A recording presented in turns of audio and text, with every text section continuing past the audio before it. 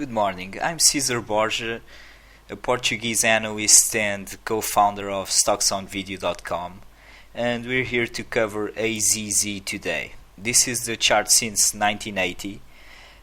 Perhaps the company made its IPO earlier, but my MetaStock database only goes back to 1980.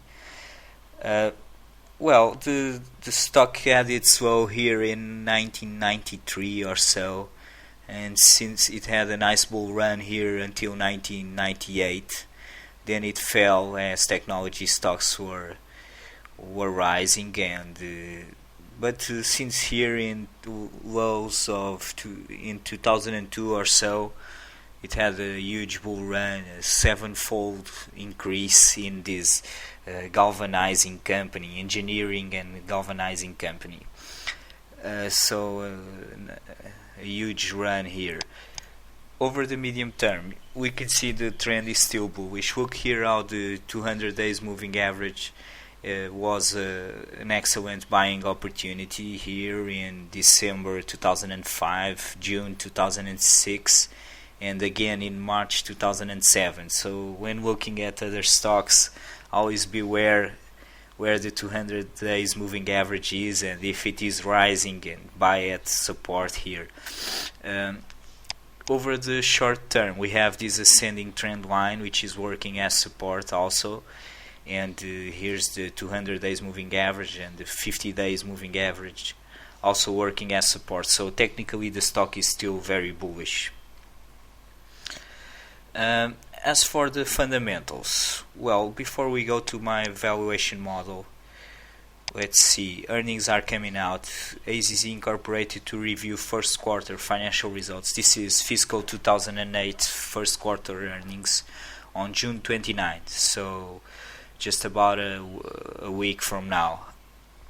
And I've reviewed the last quarter's earnings, read some about the company. Well, not much, because I only look out about half an hour to a stock before making this short video.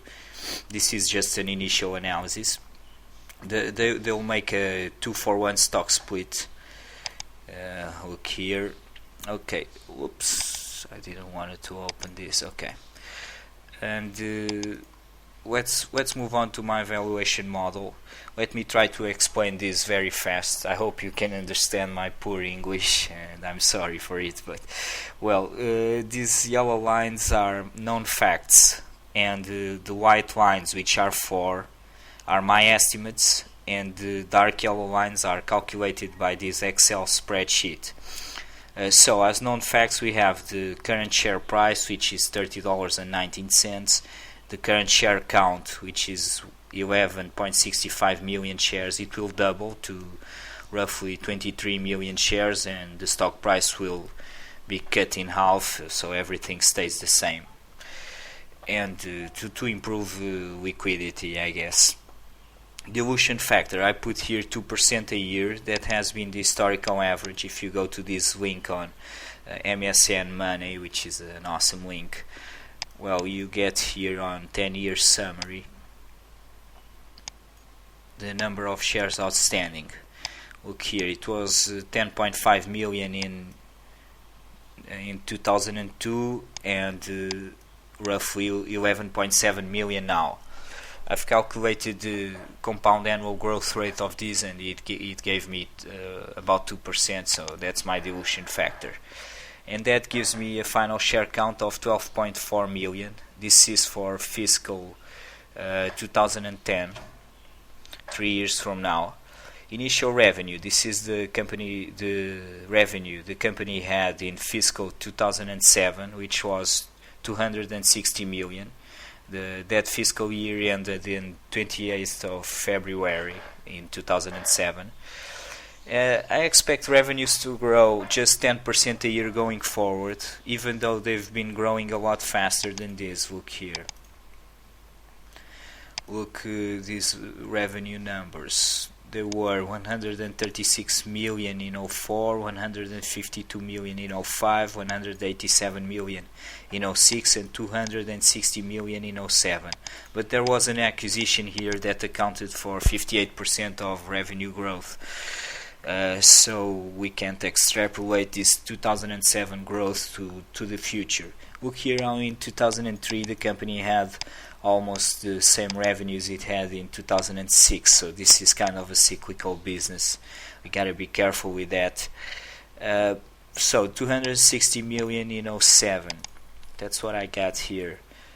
260 million. I expect revenue CAGR of just 10% because the company itself expects just 275 million for fiscal 2008. That's their guidance, even though the one analyst covering the stock, let me put here, well, not here, direct analyst estimates.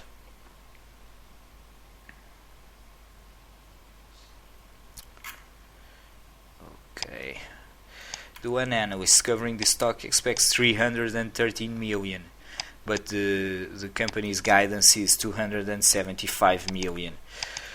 So just one more thing here. From 337 expected for 09, fiscal 09, to 313 to 337 is about 7.5% growth, so I can't consider more than 10%, and perhaps I'm being optimistic. Anyway, this gives me a final revenue of 347 million for fiscal 2010. Initial net profit margin, this is 2007 fiscal year net profit margin was 8.3%. I believe this may expand to 9%, but it won't go much higher than this due to the nature of the business. And with all this, the net income will be 31.2 million in 2010, and earnings per share will be $2.52. Because this is 31.2 million divided by the final share count, which is 12.4 million. $2.52. If we consider the industry average earnings multiple, which is here at competitors in Yahoo Finance, you can see it. Industrial electrical equipment, PE, the average is 20.88. So I put that as my earnings per share multiple estimate, 20.88. And computing all this, I get a final estimated share price of $52.65. This is without the effect of the stock split. So with the stock split, it is a 2-for-1 stock split. It would be half of this, but you will also own double of the shares you own now if you're an investor in the company. And this means a share price compound annual growth rate of 20.4%.